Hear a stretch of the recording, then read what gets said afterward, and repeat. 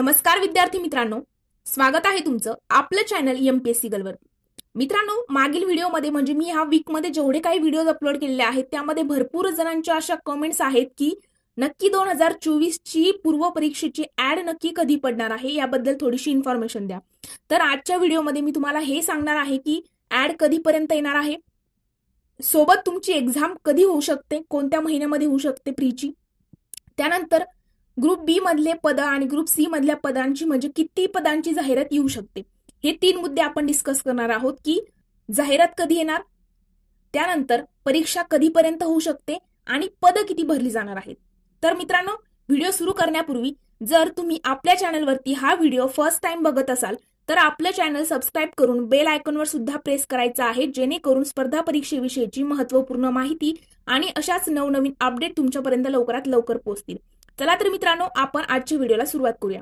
तर मित्रांनो बघा, गट ब आणि गट क ची संयुक्त परीक्षा 2023 च्या नवीन पॅटर्ननुसार घेतली जात आहे आणि त्याची एक्झाम जी आहे तर बघा, पीएसआय ग्रुप बी मध्ये तुम्हाला माहित असेल 4 पोस्ट येतात।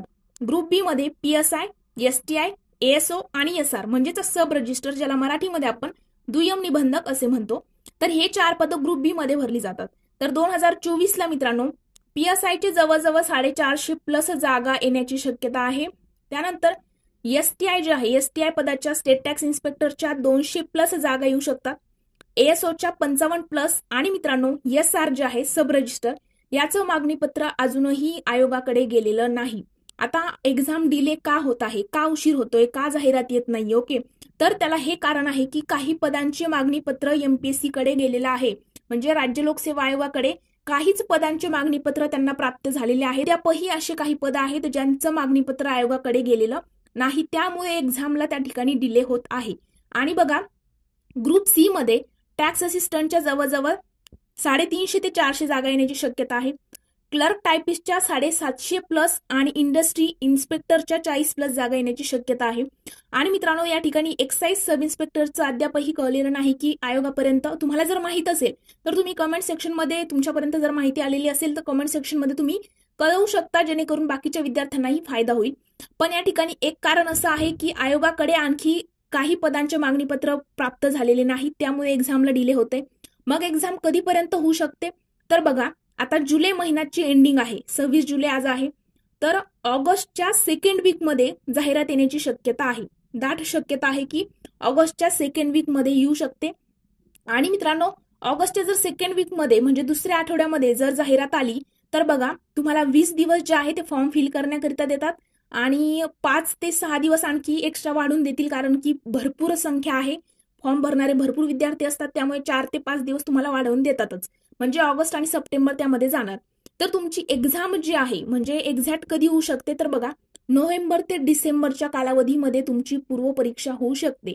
मग आता जर तुम्ही पकडलं तर ऑगस्ट, सप्टेंबर, ऑक्टोबर हे 3 महिने आणखीही तुमच्या हातात आहे। प्रॉपर स्टडी करा, फक्त जाहिरातीची वाट बघू नका, तर तुमचं प्रिपरेशन पण त्या पद्धतीने झालेलं आहे का हे पण बघायचं आहे।